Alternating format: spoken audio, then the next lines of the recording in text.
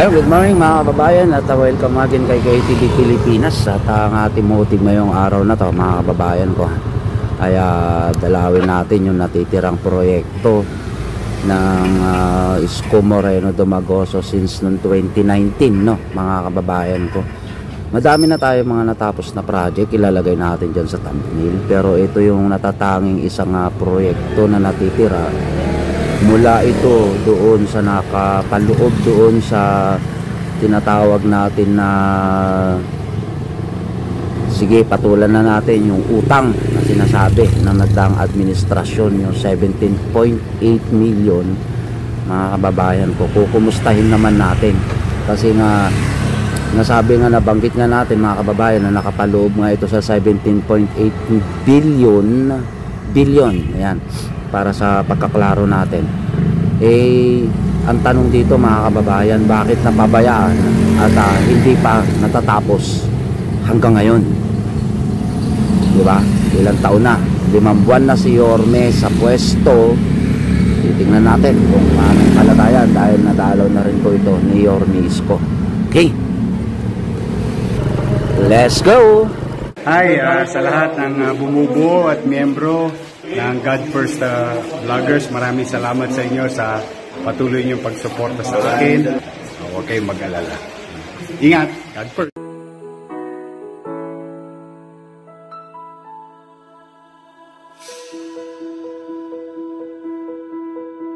Dito sa aming tahanan, bukas puso sa lahat sa inyo. Saan man kayo nanggaling, hindi kayo ibang tao.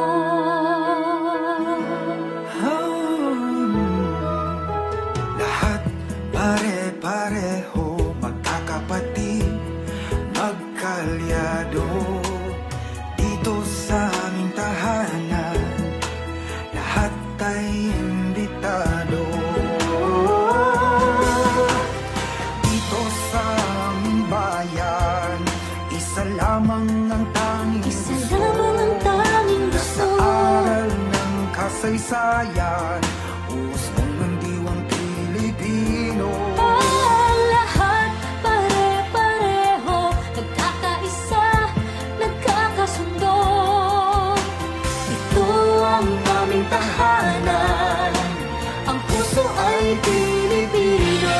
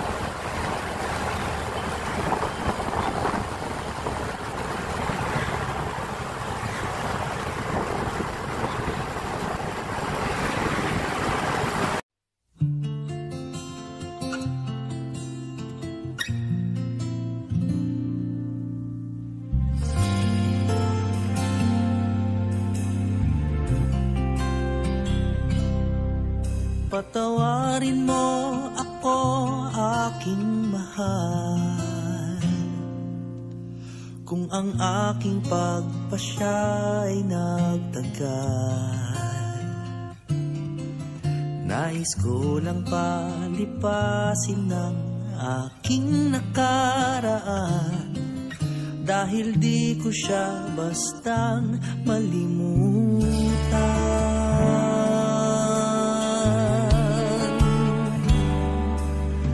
Sa ligaya ng kahapon, kay hirap bumitaw, nawala lang siyang bigla, tila ninakaw ang ilaw. Ngunit ngayong nagliliwanag na ang langit na bughaw, handa ng puso ko na sumigaw. Umulan mat bumagyo, ikaw ang nais ko. Sa ginhawa at sa hirap, ikaw ang nais ko. Sa langit na bughaw, buong loob isisigaw. And good news mga kabayan, dahil sa medyo mahaba-habang biyahe natin, ay narating na po natin itong ating target na project para i-update ngayon mga kababayan, itong Ramon Magsaysay High School. Ayun dun sa intro natin, no, mga kababayan ko, na di umano ay napabayaan ito dahil ika nga ni Yorme Isko, 3 taon na siyang nawala sa serbisyo. Ito yung salitaan ni Yorme nung naandun tayo sa kanilang sorte, nung sinusundan natin siya. 3 taon siya nawala sa paggugobyerno, pero 6 na palapag na itong Ramon Magsaysay High School, pero hanggang ngayon ay 6 pa rin mga kababayan. Bilang na natin, di ba, yung 5 buwan na pagbalik ni Yorme bilang mayor ng lungsod ng Maynila, 6 pa din mga kababayan ko. Ayan, unahin na natin dito sa may blue na tarpaulin, bilangin natin pataas, 1, 2, sa bintana tayo magbibase, 3, 4, 5, 6, at nakaabang na yung pang 7th floor. Pero tingnan natin sa bandaron, may bandang Espanya, dahil hindi yan sabay-sabay na gagawin na pabilog, no mga kababayan, may nauuna dyan. Tingnan natin kung kumikilos itong project na to, dahil ayun, may nakikita tayo mga kababayan ko, pumuputi-puti na dito sa may bandang gilid dito. May mga aircon na nakalagay na dyan. Ayan, 1, 2, yan, napapansin nyo yung mga aircon, yan, may nakalagay na dyan na aircon mga kababayan. Okay, so proceed tayo, bandang Espanya mga kababayan, sa may bandang harapan na traffic. Ayan, rush hour mga kapatid, medyo naikakanda, ipit-ipit lang mga ano dito, sasakyan. At yan, at tuloy-tuloy tayo dito. Yan, madami ng aircon. Mapapansin natin, madami ng aircon na nakakabit kada kwarto. Medyo napipinish na dito sa may bandang unahan.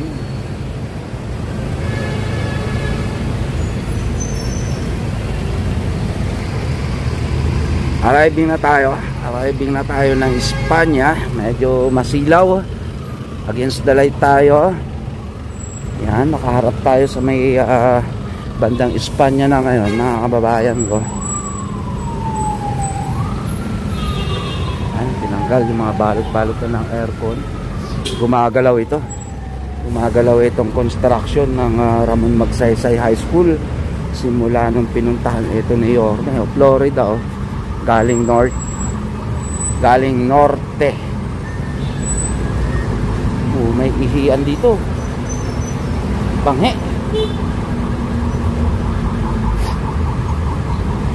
Okay, let's move and we gonna do the blocking. Ito na yung harapan ng tinatawag natin na paaralan ng Ramon Magsaysay High School. Angat tayo dito sa may flyover ng Espanya. Paka-traffic. Oh yeah. So yun na nga mga kababayan, at atin na itong narating bandang taas. Ito yung sa natitira sa mga project ng ating Yormisco. Meron ng landscaping tayo napapansin dito. Disregard muna natin itong mga gamit-gamit ng construction na nasa harapan. Yan, madami silang medyo kalat dito. Pero sa finishing wise, 10th floor kasi ito mga kababayan ko. Kung susumahin natin, 1, 2, 3, 4, 5, so 6 na siya pabilog mga kababayan. Ayan, so ano nga ba ang target nila dito? Tatapusin muna tong 6 na palapag bago tumuloy ng hanggang 7th floor. Dati na pagpunta natin dito, wala pang mga binta-bintana. Ngayon meron na, may mga railings na. So maganda yung maganda itong project na to pag natapos. Ang luwag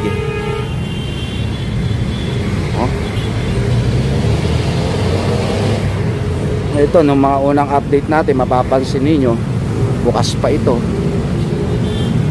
pero ngayon close na siya.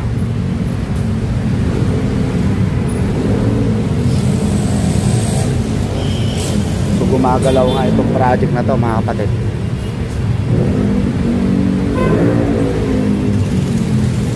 Pag natapos yan, 10th floor, maganda-gandang tignan itong eskwela na to. Malaki ito mga kababayan dahil tapat po ito ng Espanya Boulevard, na kung saan ay papunta ng UST. Kaya po Divisoria, napaka-traffic. Grabe ang traffic ng Espanya pag going to Manila. Yan o, uy, chikining, Chowking, sana all, Chowking. Silipin nga natin to. Napaka-traffic mga kababayan. Kasi nga gawa ng stoplight. Yan, papunta po yan ng Divisoria recto. Ayan mga ganyan,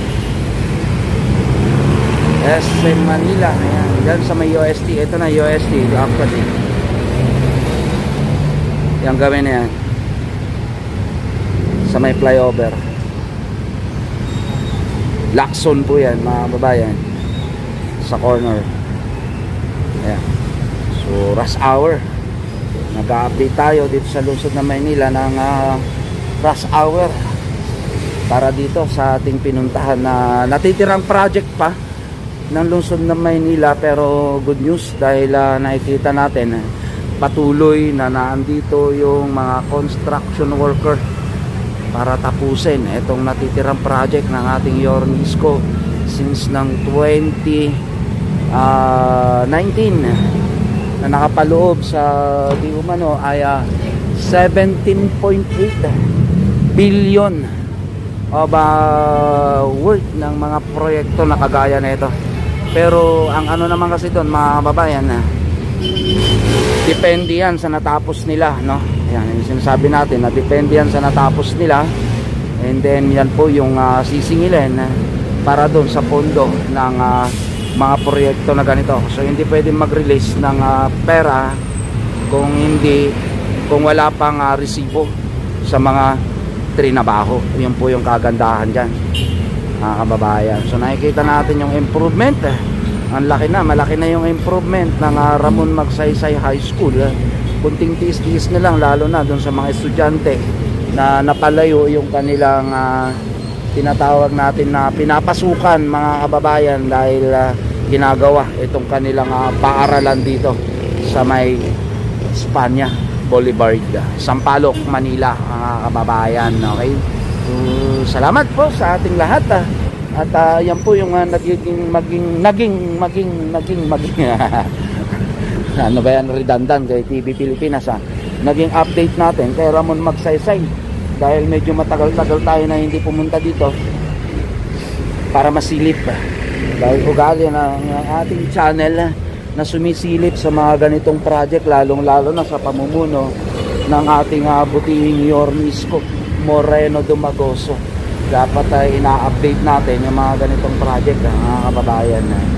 So sementado na ilalim, naka-landscape na rin ng konti. Ayan, may mga nakikita na tayo dyan na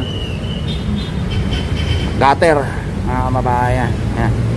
At ito ay Ang presyo sa construction nito mga kababayan ay almost 1.4 billion. Yan. Almost 1.4 billion. 10 story. 232 classroom yan mga kababayan. Ang Ramon Magsaysay High School. Yan, DPW Manila. Incorporated Joint Venture of St. Timothy Construction Corporation. Kasama ba yan dun sa binanggit na kontraktor?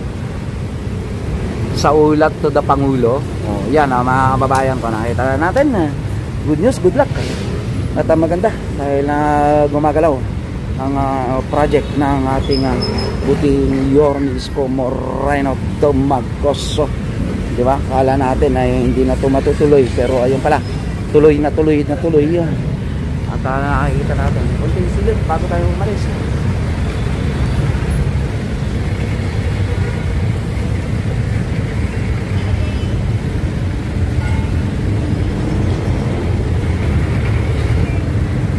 Okay, so let's go mga kababayan. Dito tayo umikot sa kabila. Tuloy-tuloy tayo sa may Jollibee. Ikutan natin dito bago natin kunin yung ating kabayo. Ito tayo, Barangay 478 Zone. Anong zone nito? Malapit sa Jollibee, Espanya. Traffic talaga Espanya mga kababayan. Zone 4. Tayo sa kabila. Dito may cover. May cover siya na mga kababayan, na Lona. Si Lola nagpapaaraw. Good morning.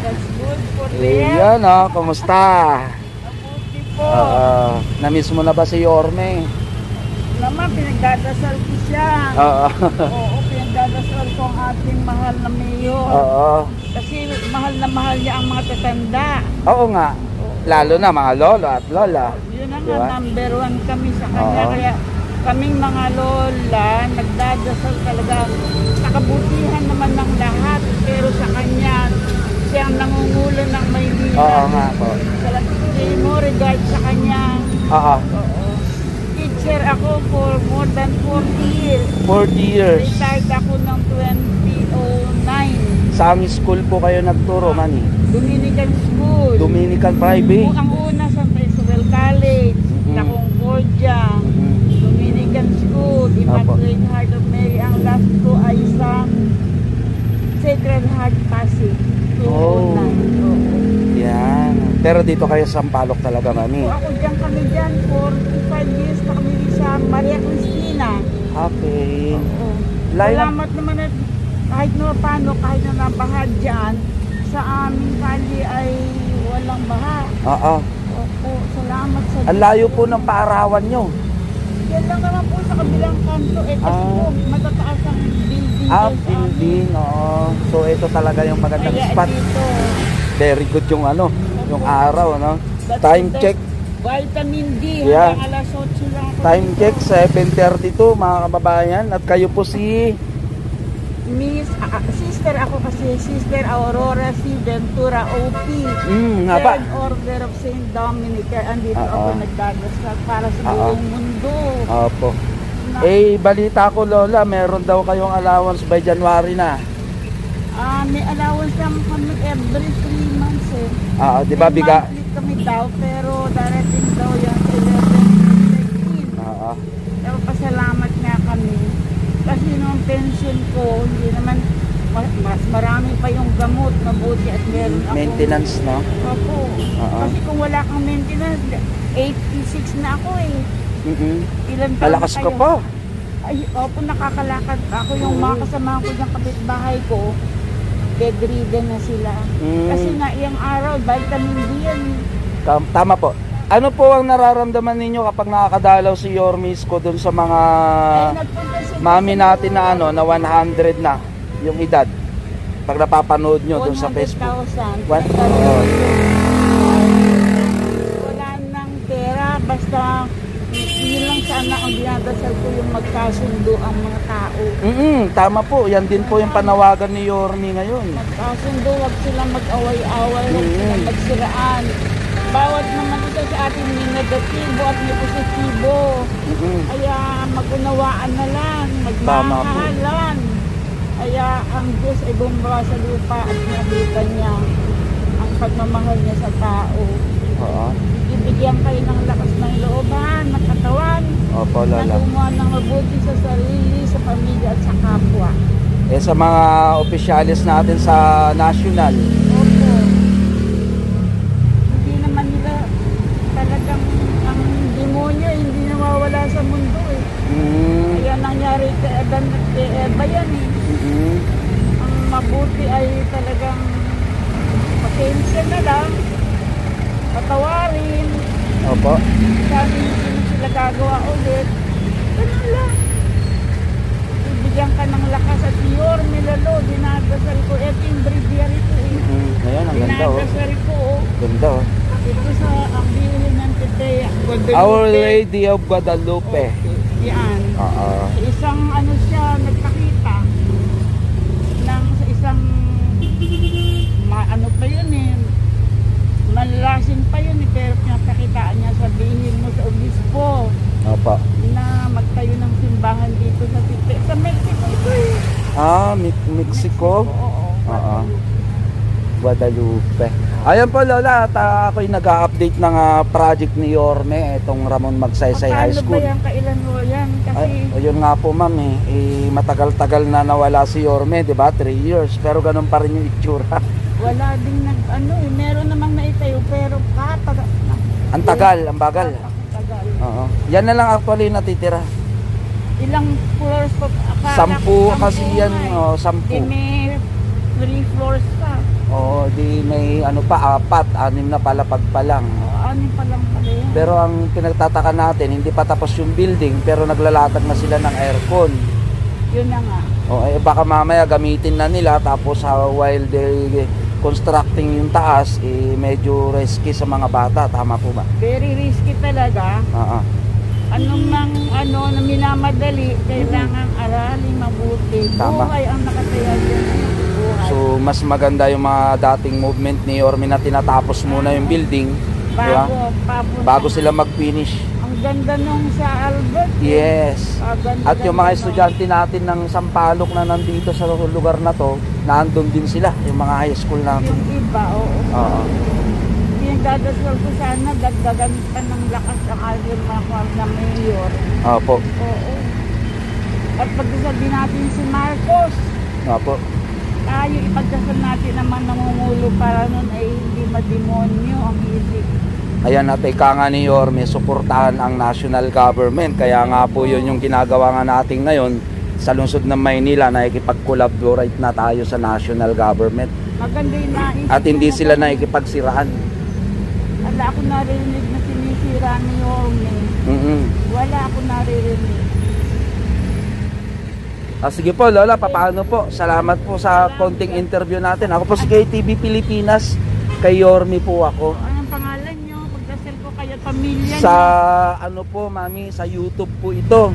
Pero ang tunay na pangalan ko, Herman po. Po. Pagpasang ka ng Diyos, anak, pagpalain ka. Oo. Oo, gabayan tayong lahat ng Opo. pagpala. Ayun Lola, thank you po Lola. I love you so much. Regards po kita kay Yorme. Ayan, salamat po. Okay, thank you. Tuloy ang paaraw ni Lola, mga kababayan. At tayo naman to, nalatagan na ang bilid dito, banda, mga kababayan. Sa isang side may bintana na rin. Yan. So pinipinis talaga nila itong 6 na palapag. They targeting na matapos yung 6 na palapag, mga kababayan. Pero yung building kasi ay 10 palapag po dapat dyan.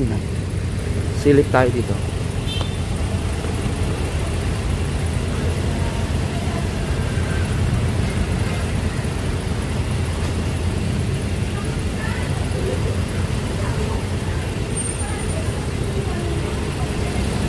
Okay, tuloy tayo mga kabayan. Shoutout.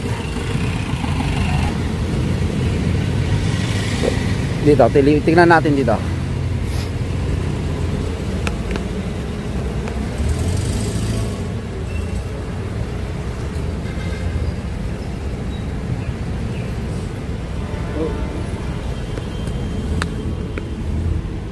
Let's go.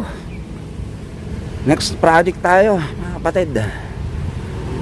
Yan yung ating update dito. May konting interview kay Lola na kung saan ay love na love ang ating Yormis ko. Comelec. Ayan, so paano mga kababayan ko, at natapos na nating ikutan na itong Ramon Magsaysay High School. Ayun po yung ating naging update dyan. Gumagalaw po, no, yung construction na itong paralan na to. Ayan. Oh, shout out, papasok na. Anyari? Nabalaho. Wait lang. Nabalaho si baby. Oh, shout out kay Consi DJ. Ayan na. Ito yung old building nila. Christmas tree dito maliit. Alis na tayo. Yun ang Lacson. Bye-bye and God bless everyone. At salamat po sa mga viewer natin, avid follower natin. At bibira tayo mga pag-upload. Sa mga nanonood sa mga free live streaming ni KTV Pilipinas para sa informasyon, dissemination ng mga balita ang ginagawa natin. Mabuhay kayo. God bless everyone. Bye-bye. May bayad ba subscription? Wala, di ba? Click the button, subscribe, then click all.